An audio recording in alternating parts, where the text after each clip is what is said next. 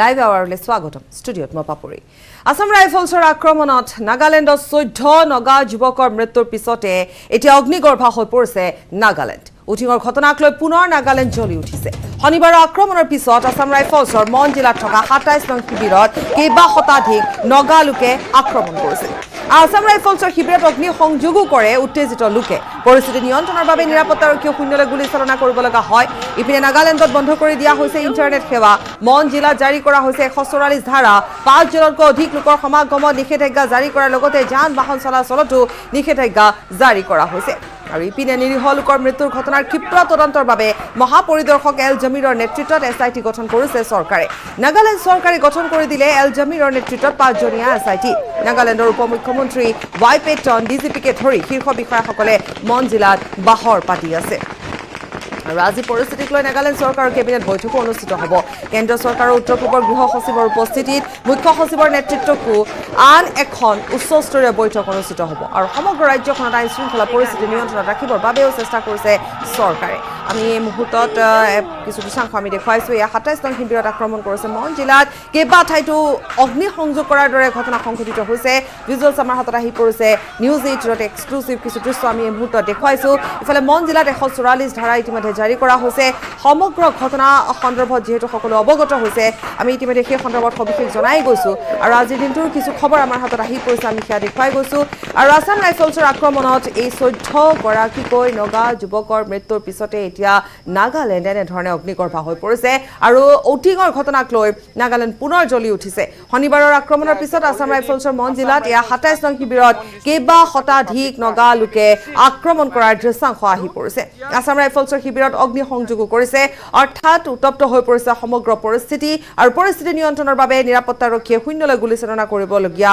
এটা পৰিস্থিতিৰো উদ্ভৱ হৈছে ইপিনে নাগালেণ্ডত ইণ্টাৰনেট সেৱা বন্ধ কৰি দিয়া হৈছে 144 ধাৰা জাৰি কৰা হৈছে 5 জনতকৈ অধিক লোকৰ সমাগমত নিষেধাজ্ঞা জাৰি কৰাৰ লগতে যান বাহন চলাচলতো নিষেধাজ্ঞা জাৰি কৰা হৈছে আৰু আনহাতে এই যি 14 গৰাকী নিৰীহ লোকৰ মৃত্যু হল সেই ঘটনাৰ ক্ষিপ্ৰ তদন্তৰ বাবে মহাপৰিদৰ্শক এল জমিৰৰ নেতৃত্বত এছআইটি গঠন কৰিছে চৰকাৰে নাগালেণ্ড চৰকাৰে গঠন কৰি দিছে এল জমিৰৰ নেতৃত্বত 5 জনীয়াকৈ এছআইটি 5 জনীয়া এছআইটি আৰু নাগালেণ্ডৰ উপমুখ্যমন্ত্ৰী ৱাই পেটন ডিজিপিকে ধৰি শীৰ্ষ বিষয়াসকলে ইতিমধ্যে মন জিলাত বাহৰ পাতি আছে আমি আজিৰ দিনটোৰো কিছু দৃশ্য দেখুৱাইছোঁ য'ত জনতা উত্তেজিত হৈ পৰিছে আৰু এই ঘটনাক এই 14 গৰাকী লোকক নিৰীহভাৱে হত্যা কৰাৰ যি নিৰীহ যি লোক 14 নিৰীহ লোকক হত্যা কৰাৰ ঘটনাত যথেষ্ট আচলতে এক প্ৰতিক্ৰিয়াৰ সৃষ্টি হৈছে আৰু পৰিস্থিতি আজিৰ দিনটোতো অধিক উত্তপ্ত হৈ পৰা দেখিবলৈ পোৱা গৈছে পৰিস্থিতি কেনেকৈ নিয়ন্ত্ৰণলৈ আনিব পাৰি তাৰ বাবেও আজি কেবিনেট বৈঠকো অনুষ্ঠিত হ'ব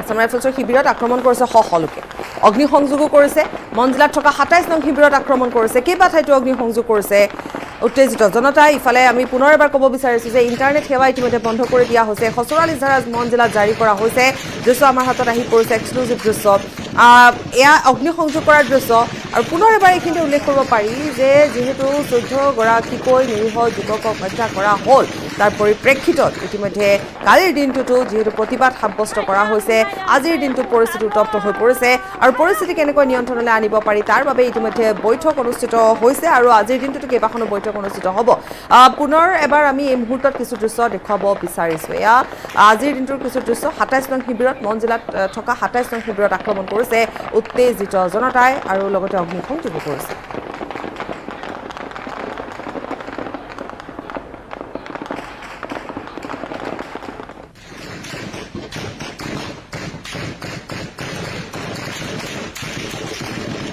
ইফালে আসাম ৰাইফলছৰ গুলীচালনাত 14 গৰাকী নিৰীহ নগা লোকৰ মৃত্যুৰ পিছতে তীব্ৰ প্ৰতিবাদৰ সৃষ্টি হৈছে নাগালেণ্ডৰ মন জিলাত দেওবাৰে নিশা টিজিটৰ ৰাজপথত টিজি টাউন ষ্টুডেণ্টছ ইউনিয়নৰ সদস্যসকলে টায়াৰ জ্বলাই প্ৰতিবাদ সাব্যস্ত কৰে ইফালে মণিপুৰৰ এম্বুছত উগ্ৰপন্থী সদস্যৰ হাতত কিছুদিন পূৰ্বে অঞ্চলটোৰ এগৰাকী নগা সেনা জোৱা নিহত হোৱাৰ শোক মাৰ নৌ যাওঁতে পুনৰ সংঘটিত হৈছে এই বৰ্বৰোচিতৰ ঘটনা আৰু যি ঘটনা ইতিমধ্যে হচকিত কৰি তুলিছে সকলোকে সীমান্তত দেশৰ বাবে যুঁজ দি প্ৰাণ আহুতি দিবলৈ নগা লোকসকল সাজু বুলিও মত ব্যক্ত কৰিছে একাংশই হানসেং কোৰৰ এক প্ৰতিবেদন আগবঢ়াওক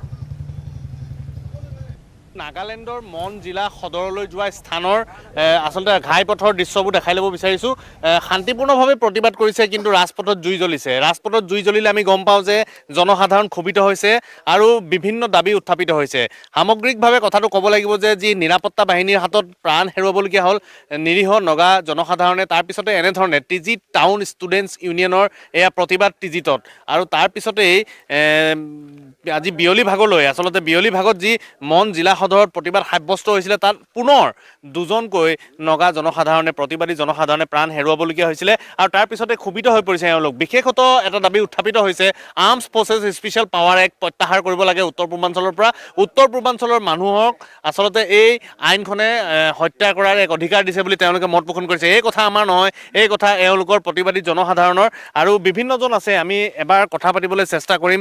যিসমূহ ঘটনা হৈ আছে সংঘটিত, মনত যিটো ঘটনা হৈছে এইটোতো ভাল হোৱা নাই, আৰু দুজন মানুহ মৰিছে, কি ক'ব? এইটো আপোনাৰ কি ক'ম আৰু, আমিতো বহুত এইটো চেণ্টিমেণ্টেল হাৰ্ট হৈছে চিধা। ময়ো অকণমান অসমীয়াত ক'বলৈ চেষ্টা কৰিম, আপোনালোকে অকণমান বুজিবলৈ পৰাকৈ। এইটো যে চিধা মই কথা এটা ক'ম যে তাহাঁতি কি ভাবি পেলাই আমাৰ পাব্লিকৰ ওপৰত এনেকৈ গুলিয়াইছে, এইটোতো ভাল নাই, চিধা ভাল নাই দেই। চবক জনাই দিছোঁ, এইটো চিধা ভাল নাই। কি পাৱাৰ, কি এটা মানে স্পেচিফিক তাহাঁতৰ স্পেচিয়েল পাৱাৰ যোনটো আছে, বুলশ্বিট, চিধা বুলশ্বিট আফস্পা। এইটো তাহাঁতৰ মানে কি, এইটো খুচি যাকো মানে মন মৰ্জি মাৰিব নেকি? এইটো চিধা হা, মন মৰ্জি মাৰিব নেকি? এইটো নহ'ব দেই, চিধা this is not acceptable at all, this is not acceptable at all, I am telling you. আৰু we are not here to do something like road blockage and all. We are here to express our feelings, how hurt we are. মানে আমি কিমান দুখ পাইছোঁ ন, আমাৰ একো নজনা ককাই ভাই সিহঁতক মানে গুলিয়াই মৰাই পেলাইছে, সেইটো আমি দুখ পাইছোঁ। See, we are not afraid of anything. দুনিয়াই জানে আমাৰ হিষ্টৰী, আমাৰ কন্যাক হিষ্টৰী। আমিতো এটা হেড হাণ্টাৰ ট্ৰাইব আছে, আমাৰ ওচৰত এনচেষ্ট্ৰিয়েল ৱেপনছ আছে, আমি ভয় নাখাওঁ কাকো, চিধা আমি ভয় নাখাওঁ। We are not afraid of anyone. We will fight until we get justice. চিধা দেই, we will fight until we get justice. We don't want AFSPA. Okay, if AFSPA is guaranteed to the Indian Armed Forces, then please, Indian Army people, please watch out whether that certain person is either মানে তাহাঁতৰ target হয় নে নহয়। এইটো না target হয় বুলি খুচি কি ইন'চেণ্ট মানুহক মৰাই দিব নেকি? এইটো হা, এইটো কথা নহয়তো, এইটো কথা নহয়, এইটো চিধা মই ইমানেই ক'ম। আৰু ইয়াত আমি বহিম, চলিউশ্যন নপোৱা।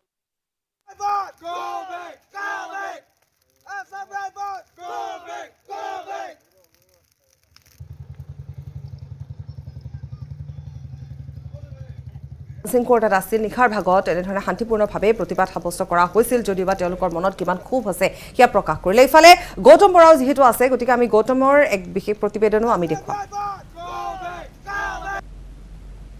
নাগালেণ্ডৰ অ'টিং বস্তিত যি নৃশংস হত্যাকাণ্ড সংঘটিত হ'ল, নিৰাপত্তা বাহিনীৰ গুলীত 13জনকৈ লোক নিহত হ'ল।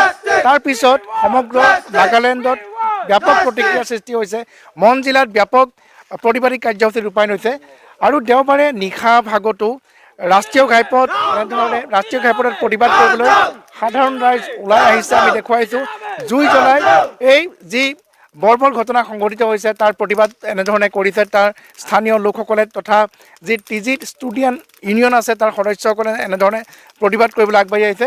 আৰু বহুকেইটা গুৰুত্বপূৰ্ণ কথা তেওঁলোকে কৈছে। তেওঁলোকে দেশৰ প্ৰধানমন্ত্ৰীগৰাকীক আহ্বান জনাইছে যে armed force special power act যি আছে সেইখন নাগালেণ্ডৰ পৰা বাতিল কৰিব লাগে, উঠাই নিব লাগে।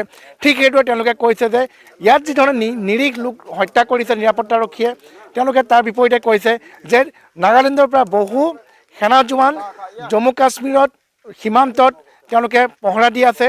তাত যদি দেশৰ কাৰণে তেনেধৰণে নাগালেণ্ডৰ লোকসকল মৃত্যু হয় তেওঁলোকে গৌৰৱবোধ কৰে, কিন্তু এনেধৰণে যি তেওঁলোকে মৃত্যুবৰণ কৰিছে তাক লৈ তেওঁলোকে সেই কাৰ্যক ধিক্কাৰ দিছে। কি ক'ব? At first place, we were mourning for one of our security men, that is late rifleman Khatnai, who have laid down his life on his duty line in Manipur ambush. He is the proper citizens of this TZ area from Nagaland itself. And then when our heart is already broken for him, तो अभी जो हालत है हमारा आदमी पर attack हुआ है, the attack on our people from at Oting and Tiru Road by the security forces, that is by the Assam Rifle, that is unacceptable and that is uncalled, and it is a direct attack on the democratic process of our country. That is what we believe. And then what we think is the AFSPA, the so-called AFSPA, Armed Force Special Power Act, that should be immediately removed and repealed by the government of India. And what I want to request to our Honorable Prime Minister and to His Excellency, the President of India, please consider these situations. If it's happened in your homeland, for example in Delhi, if it has happened in Gujarat, what would you be thinking right now at this moment? This is a very late night. We can't even sleep thinking about the innocent lives being taken away by our security forces. There may be a lacking in the coordination system, but it is a very unfortunate